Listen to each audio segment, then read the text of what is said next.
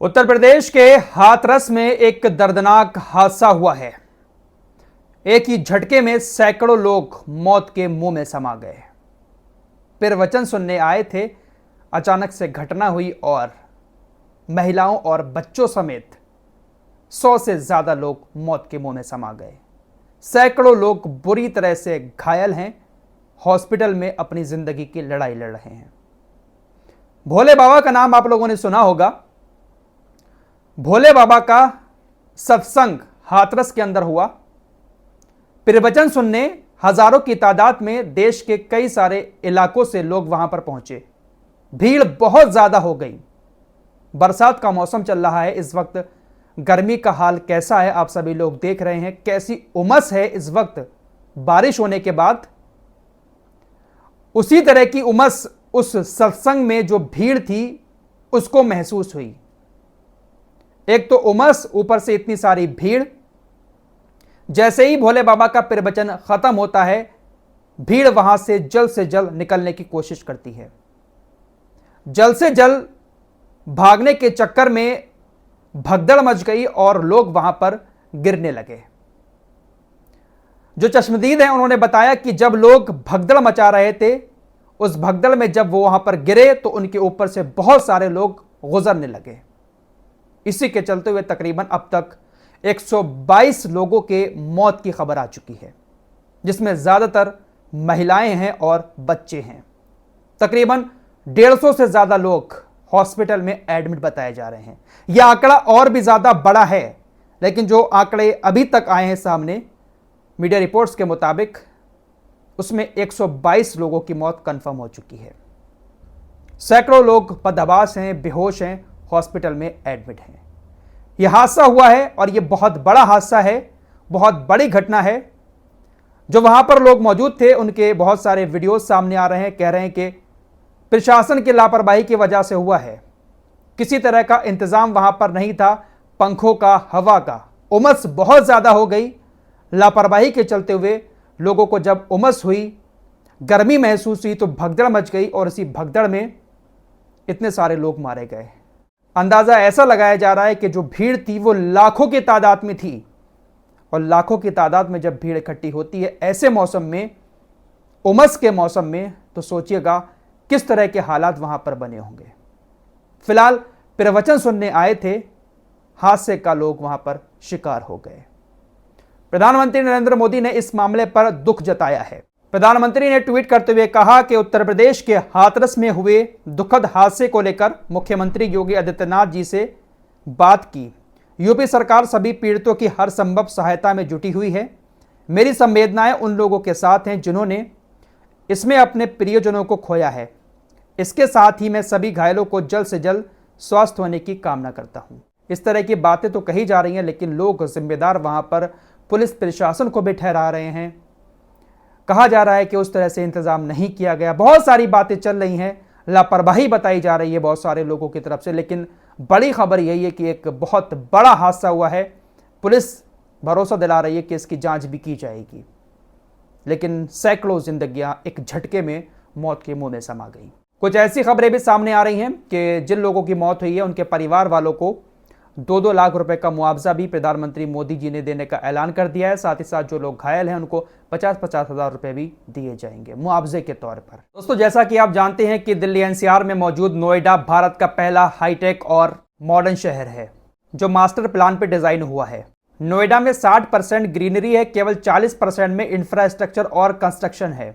नोएडा में Asia largest international airport, international cricket stadium, film city, multinational company, IT hub, educational hub, इन सबके आने से नोएडा इंडिया का टॉप सिटी बन चुका है। इसी नोएडा में वेल प्लान्ड गेटेड सोसाइटी एक प्रोजेक्ट लेकर आए हैं। नॉलेज पार्क 2 मेट्रो स्टेशन के पास में लैंडमार्क परी चौक। इस प्रोजेक्ट के सामने 30 मीटर की दूरी पर तकरीबन 56 यूनिवर्सिटी और कॉलेज हैं, जिसमें 6 लाख स्टूडेंट्स पढ़ते हैं। Amity university, Sharda university, Galgotia college, united college, GIMS college, accurate law college, Lloyd law college, ये सारे के सारे इस प्रोजेक्ट से 0 किलोमीटर की दूरी पर हैं। इन सभी जगहों पर पहुंचने के लिए मिनिमम 2 मिनट से लेकर मैक्सिमम 15 मिनट तक का वक्त लगेगा। प्रोजेक्ट के अंदर ऑल बेसिक फैसिलिटी भी मिल रही हैं, road, sewage, electricity, street light, boundary wall, gate, CCTV camera. सबसे अच्छी बात इंस्टेंट रजिस्ट्री और म्यूटेशन यानी दाखिल खारिज है। इस प्लॉट की जो कीमत है वो 22,500 रुपए गज से लेकर 24,500 रुपए गज तक है। Token amount 10%, possession 30%, registry 60%, rest amount 40%, पे इन 1 ईयर। इस प्रोजेक्ट में अगर आपका इंटरेस्ट है तो आप स्क्रीन पर दिए हुए नंबर पर वारसी साहब को कॉल करके उनसे सारी मालूमात कर सकते हैं। आइए अब आपको लोकसभा की तरफ लिए चलते हैं। संसद सत्र शुरू हो चुका है और जो नए नवेले सांसद इस वक्त चुनाव जीतकर संसद में पहुंचे हैं, सबके भाषण इस वक्त रोजाना स्पीकर के सामने हो रहे हैं। कल राहुल गांधी ने बहुत लंबा चौड़ा भाषण दिया था, प्रधानमंत्री मोदी जी का भी भाषण हुआ है आज। सभी नेता अपनी अपनी तारीफ कर रहे हैं, अपनी अपनी पार्टी की तारीफ कर रहे हैं, दूसरी पार्टियों की कमियां निकाल रहे हैं। हमने अच्छा किया, वो कहते हैं हमने अच्छा किया। लेकिन असदुद्दीन ओवैसी ने आज जो भाषण दिया है वो सुनने लायक है।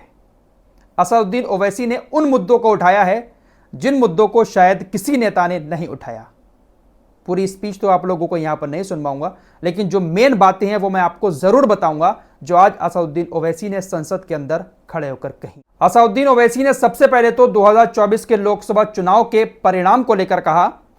2024 में नरेंद्र मोदी को जो जीत मिली है वो सिर्फ हिंदुत्व की वजह से मिली है। इनकी पूरी राजनीति मुसलमानों से नफरत करने पर टिकी है। बेरोजगारी के मुद्दे पर असदुद्दीन ओवैसी ने कहा कि देश में आज आधे से ज्यादा नौजवान बेरोजगार हैं और सरकार इस तरफ ध्यान नहीं देती है। पेपर लीक की वजह से पिछले 5 साल में 65 लाख लोगों का करियर उधेड़ बुन में है। ओवैसी साहब ने आगे कहा कि बनारस के जो बुनकर मजदूर हैं वो मंदी की मार से जूझ रहे हैं। यहां के बुनकर मजबूरन अब सूरत पलायन कर रहे हैं। इजराइल और फिलिस्तीन वाले मुद्दे पर भी असदुद्दीन ओवैसी ने मोदी सरकार को कटघरे में खड़ा किया। असदुद्दीन ओवैसी ने केंद्र सरकार से पूछा कि आखिर भारत इजराइल की मदद क्यों कर रहा है। ओवैसी ने कहा कि भारत इजराइल को हथियारों की खेप पहुंचा रहा है और उन हथियारों की मदद से इजराइल फिलिस्तीन के लोगों को मार रहा है। आप फिलिस्तीन को लेकर इस तरह की नीति क्यों अपना रहे हो। असदुद्दीन ओवैसी ने आगे कहा कि भारत में मोदी सरकार एक कैंप लगा रही है जहां लोगों का चयन कर इजराइल युद्ध के लिए भेजा जा रहा है। यही काम रूस के लिए भी किया जा रहा है। यह गलत है और सरकार को इस पर जवाब देना होगा। असदुद्दीन ओवैसी ने आगे सरकार से कहा कि आपकी रणनीति की वजह से खाड़ी देशों में रह रहे 90 लाख लोगों में डर का माहौल है। यानी जो 90 लाख भारतीय खाड़ी देशों में रह रहे हैं, असदुद्दीन ओवैसी ने कहा कि आप जिस तरह की रणनीति अपना रहे हैं उनके अंदर डर पैदा हो गया है। असदुद्दीन ओवैसी ने भारत के मुसलमानों का भी जिक्र किया। उन्होंने कहा कि 4 जून को जो चुनाव का रिजल्ट आया है, रिजल्ट आने के बाद से लेकर अब तक मॉब लिंचिंग की भारत के अंदर 6 घटनाएं हो चुकी हैं, लेकिन इस पर कोई बोलने को तैयार नहीं है। हम ये कैसा भारत बना रहे हैं। पिछले 1 महीने के दौरान देश में मुसलमानों के 11 घर गिराए गए हैं। ये घर मध्य प्रदेश और हिमाचल में गिराए गए हैं। ओवैसी ने आगे कहा कि देश में मुसलमानों को हिस्सेदारी भी नहीं मिल पा रही है। भारत में मुसलमानों की आबादी करीब 20% है, लेकिन संसद में उनकी हिस्सेदारी 4% के आसपास है। बहुत बड़ी बड़ी बातें असदुद्दीन ओवैसी ने संसद में खड़े होकर अपने भाषण के दौरान कही हैं। मुसलमानों का मुद्दा बहुत ज्यादा उठाया है और ये जो आखिरी बात मैंने आपको बताई है, 20% से ज्यादा आबादी है भारत में मुसलमानों की, लेकिन संसद में सिर्फ 4% मुसलमान पहुंचते हैं। तो ये भी एक बहुत बड़ा सवाल है। इतने सारे मुसलमान वोट देकर नेताओं को जिताते हैं, लेकिन मुसलमानों की संख्या, सांसदों की संख्या संसद भवन में बहुत कम है। तो इस तरह के बहुत सारे गर्मा गर्म मुद्दे संसद में नेताओं की तरफ से उठाए जा रहे हैं।